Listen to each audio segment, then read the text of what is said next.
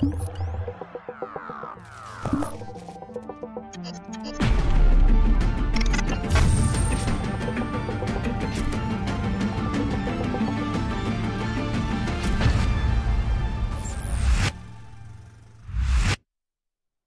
everyone at home.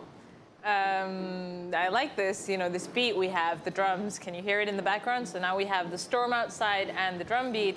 And I'm here for Why the Tribe with Juan Salazar, who is, or Juan Salazar, because there's only one of them.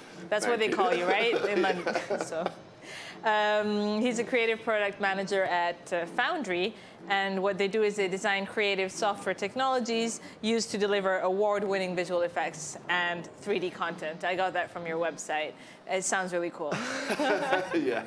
So what is it exactly that you do? So my background is as an artist and as a supervisor. And what I do at Foundry is bring the ideas and the concepts from the artists in the industry to the software. And make sure that the tools that we build is what the artists want or what they actually need for that development. And you come from a background of being an artist yourself, right? Like you've worked in animation, you've worked in special effects. So does that in some way help you now that you're on the other side? Because now you're working as a manager, right? So massively is literally my role is to bring that history of my work as an artist into the software and help the developers, which are engineers and amazing engineers, to build the tools that the artist needs and not just tools or technology for the sake of technology. So it's bringing that to ground to what the artist or the industry actually needs. You know, it's interesting because when you talk to artists, they sometimes don't realize how close their work is to the work of a manager. And we've been doing this talking about this in our previous shows as well. Like THU is trying to fill in that gap, bridge that gap and be like, okay, we know you're an artist, but you need to talk to a businessman to sell your idea. You need someone who knows how to market. You need someone who knows how to be, develop or program. And, sometimes people don't realize that. But it is very interesting. That's something that we've been looking a lot into. We actually, this year, we've been working on a program called the New Skill Up or Foundry Skill Up events that we've been doing for the different softwares. And one of those was actually to teach younger artists to move into lead positions or into supervisor positions, to teach them that you need to learn how to lead a team, how to manage a project that sometimes is not just about the full art and doing the whole thing, but actually doing the rest of the collaboration with the teams. There is actually a video on the website, I think it's already up, from that session, which was really interesting. We brought supervisors and leads into a session in London to present to artists of what they needed to be or what they needed to learn to be on those jobs, which is what will happen. As an artist, you grow. And it doesn't mean that you stop being an artist or that you stop doing the creative side. It just means that you now have other responsibilities as well that you have to kind of learn and deal with. Well, in fact, creativity is applied in all successful people apply creativity to whatever their profession is because it's the only way forward. In fact, we've also started to be like, before we used to be an event for digital artists, and now we talk about being an experience for creators. I mean, we've evolved over the past few years, and I know that you told me you've been following our journey, so you probably already know a lot of this. But that's the idea. We've included a lot of different topics, different things, like we touch base on management, on the business things, on technologies, because we're trying to, create that sense of community. But when you talk to artists, a lot of times it's like, oh, I like to draw because I wasn't very friendly in school, so I would just sit in the corner and draw, and you have all these kind of very introvert stories and very isolated, or sometimes they spend their entire day in a room just drawing and creating behind, a screen or at a desk. So it's hard. It's hard. I mean, I don't know when you were an artist, did you struggle with that? Did you struggle with this being alone and suddenly being part of a group and managing a group? I will say, unfortunately, no. Yeah, you don't really seem like the quiet, weird type. Yeah, but no, I think the reason why I say unfortunately no is because I think those moments as an artist are very important. And it's very important for you to figure out who you are and how you build your art around. And those moments are very important. But once you get into the industries, being visual effects, animation, film, TV, games, all of them are collaborative industries. You cannot build a game by yourself. You cannot build a film by yourself. No one can. So this is an industry in general, the creative industry are Sorry, I'm just afraid that are built around collaboration. And it's something that sometimes is not taught in schools or is not taught to artists. And you actually have to work in that collaboration and learn how to collaborate with people. It could be, even if you become a painter, you have to collaborate with the people that want to buy your paintings. Yeah. And get those ideas and understand when someone gives you a critique and you are building something for someone. So it's not only yourself, it gets into that. So I think that's a major part of this industry. And it's something that is not taught enough. And events like today I actually went to two of the chats, and one of them was about negotiation. And it was very interesting to see the reactions of the artists wanting to understand the business side. I have always worked with a business person beside me and a technical person beside me, because I know I don't have the skills to do either of the two. So I work with people that can kind of help with that. And I think part of being a good collaborator is finding which areas are your weaknesses and finding the right people to work that will help you push that forward. And I think you guys are doing that great by actually expanding the topics on not just being a drawing class, but actually having all these other topics on the industry. Also because that kind of thing, you can do it, on your own. You can do it in different parts, like different places. But the whole point is, like, the idea is to help the community grow. And how do you grow? You tell everybody, hey, you need each other. So, and you start including more people. I mean, we'd love it if even musicians came to THU, it's because they can learn a lot. It's not just about like, oh, it's just artists. It's, it's not that anymore, at least. I think that's part of what I've been seeing today and what I have seen of THU throughout the years, is that it's not about junior artists, it's about the whole community. And I really like that concept of the tribe for that reason, because I think that's something that as artists, we kind of know it in the background, but no one really talks about it. And it's how much we depend on each other and how much we should actually learn from each other. That same concept came up again on the negotiation chat today, of using all the other artists around to know which other projects they have done that are similar, to learn how to negotiate a certain type of business, or deciding how am I going to do this job. So pulling from all the experiences and sharing knowledge should be a massive... Especially as a freelance, I'm guessing. I mean, your career before you entered Foundry, because now you've been at Foundry for what, 6 years? 6 years, a little bit. Yeah. More than that. I don't know where time has gone, but yes, I think 6 years, almost 7. So yeah, before that, were you freelancing, or were you... I was mostly freelancing. I worked for a couple of years in different companies, but most of the time it was freelancing. And did you find it that as a freelancer, is it harder to work as a group or as a team player? No, Because I think at the beginning, yes, because you're too used to, I'm going to do this and I'm going to do that. I think the important thing when you're a freelancer is know again about your weaknesses and how you supply those with other people that you can actually hire and work with them. I think one of the biggest mistakes, again, from a lot of artists is that they try to do everything themselves and they just go like, I'm going to do all this. And no, wait, you're really good at this. Then this other bit, let someone else help you. So your work actually gets raised and better quality by just that collaboration and work with more people. Yeah. But in general, like, I feel like technology is improving so much that people are tending to rely less and less on each other, because if before I needed your help to do this, now I have this cool software that will help me do it myself, So do you feel like technology is isolating artists more than bridging the gap? No, I think actually, well, it depends on which areas of the work you look at it. But in reality, it shouldn't be. Most of the technology, what it should allow you to is, as in any tools in the history should allow you to make your work faster, which means you can dedicate more time to the art than to the technicalities. You can help doing kind of part of the development of that. But if you have someone that is really good at coding, then you should use them to create that side. And the software gives you the ability to do that coding, but it doesn't do the coding for you. Okay. So it's understanding what the tool is for and how it can help you, but it doesn't mean that now you're going to be the only person doing everything.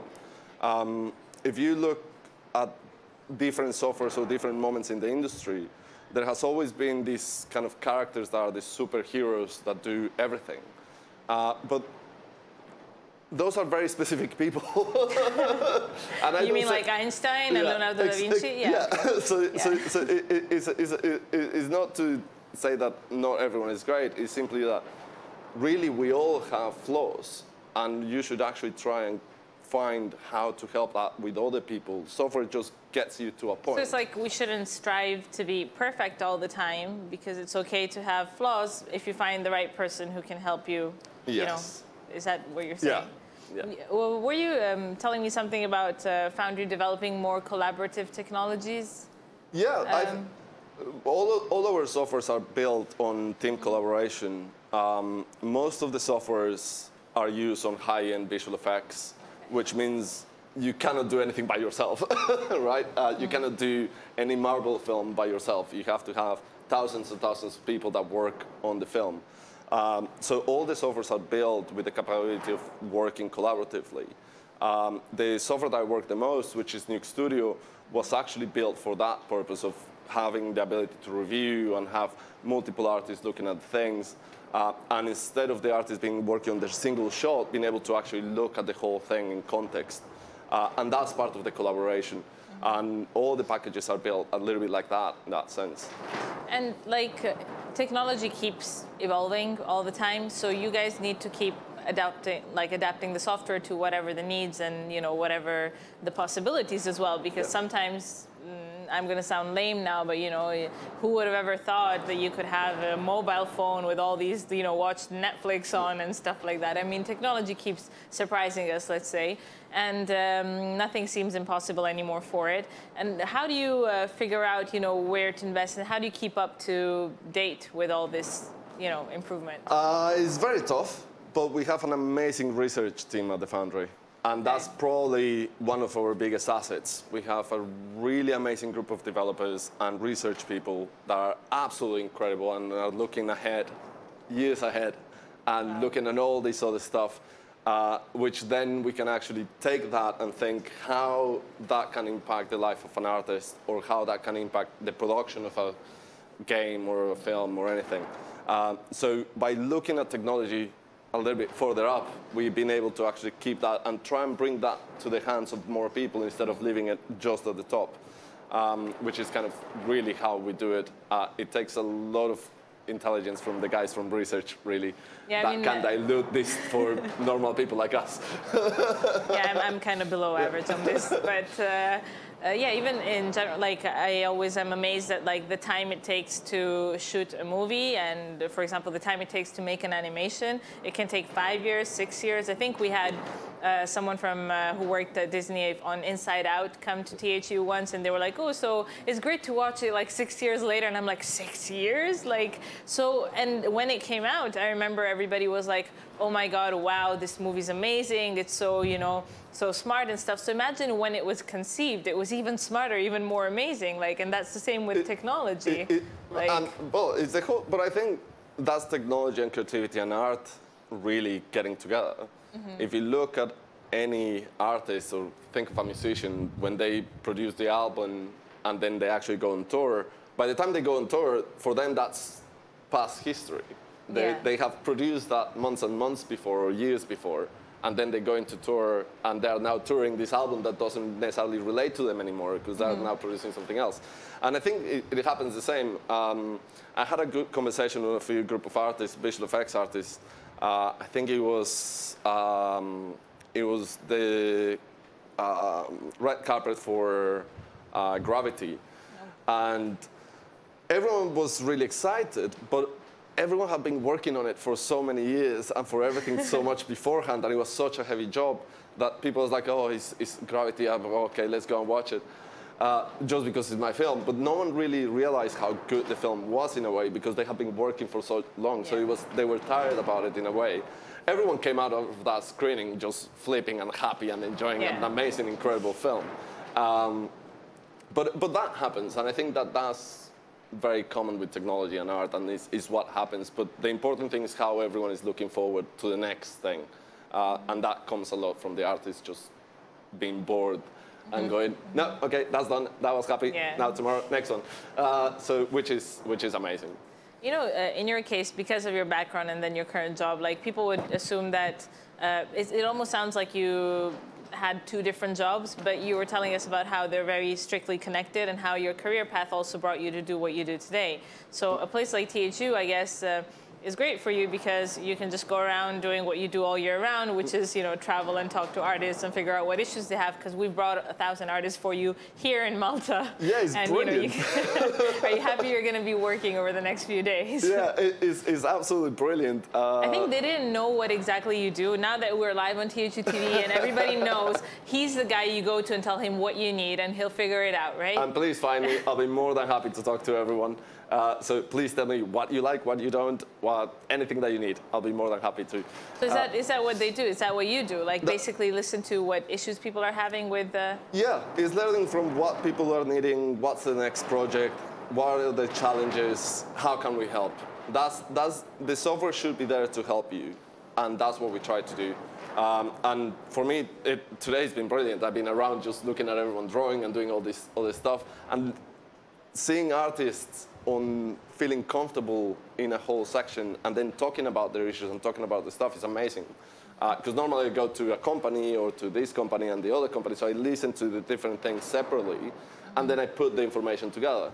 In a place like this, I can actually grab everyone, and then everyone can start having a conversation, which is a lot more helpful for the industry than just me trying to come up or the Foundry team coming up with the whole idea. The ideas. Do you think, like, all artists have the potential to become creators? And how do you think, you know, they could take that next step? How do you think they could bring their art, their ideas into life? By finding people that can help you with it.